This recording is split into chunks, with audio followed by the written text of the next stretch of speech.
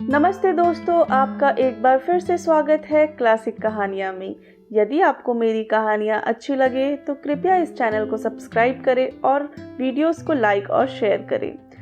आज मैं आपको जो कहानी सुनाने जा रही हूँ उसका शीर्षक है बंदर का हृदय। किसी नदी के तट पर एक वन था। उस वन में एक बंदर निवास करता था जो वन के फल आदि खाकर अपना निर्वाह करता था। नदी में एक टापू भी था और टापू और तट के बीच में एक बड़ी सी चट्टान भी थी। जब कभी बंदर को टापू के फल खाने की इच्छा होती, वह उस चट्टान पर उस टापू पर पहुंच जाता और जी भर अपने मनचाहे फलों का आनंद उठाता। उसी नदी में घड़ियालों की एक जोड़ी भी रहती थी। जब भी वह उस हष्ट पुष्ट बंदर को मीठे रसीले फलों का आनंद उठाते देखती, तो उसके मन में उस बंदर के हृदय को खाने की तीव्र इच्छा उठती। एक दिन उसने नर घड़ियाल से कहा, प्रिय, अगर तुम मुझसे प्रेम करते हो तो मुझे उसका हृदय खिलाकर दिखा दो। नर घड़ियाल ने उसकी बात मान ली। दूसरे दिन बंदर जैसे ही टापू पर पहुंचा, नर घड़ियाल टापू और तट के बीच के चट्टान के निचले हिस्से पर चिपक गया। वह बंदर एक बुद्धिमान प्राणी था।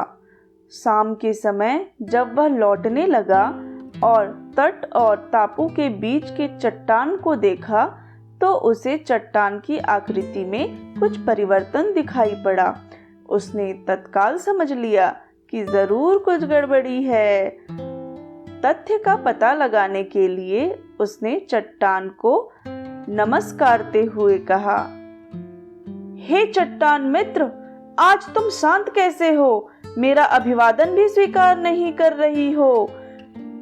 घड़ियाल ने समझा, शायद चट्टान और बंदर हमेशा बात करते रहते हैं, इसीलिए उसने स्वर बदलकर बंदर के नमस्कार का प्रत्युत्तर दे डाला।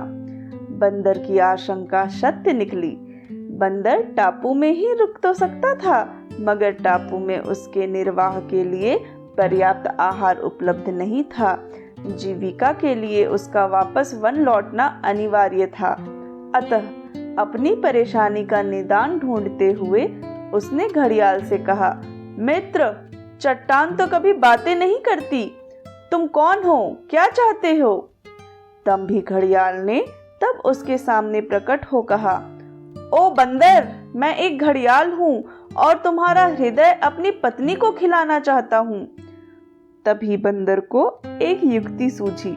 उसने कहा, हे घड़ियाल, बस इतनी सी बात है तो तुम तत्काल अपनी मुख खोल दो। मैं सहर्ष ही अपने नश्वर शरीर को तुम्हें अर्पित करता हूँ।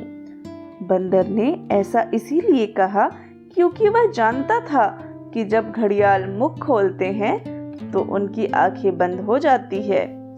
फिर जैसे ही घड़ियाल ने अपना मुख खोला, बंदर ने तेजी से एक छलांग उसके सिर पर मारी और दूसरी छलांग में नदी के तट पर जा पहुंचा।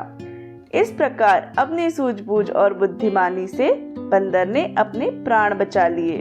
आशा करती हूँ दोस्तों ये कहानी आप सबको अच्छी लगी होगी। आप मुझे कमेंट करके बताएं आप किस तरह की कहानियाँ सुनना चाहते हैं। आप चाहे तो मुझे अपनी कहानी भेज सकते हैं जो मैं अपने चैनल पर सुनाऊंगी। कहानी मुझ तक भेजने के लिए लिंक नीचे डिस्क्रिप्शन बॉक्स में दिया गया है। धन्यवाद।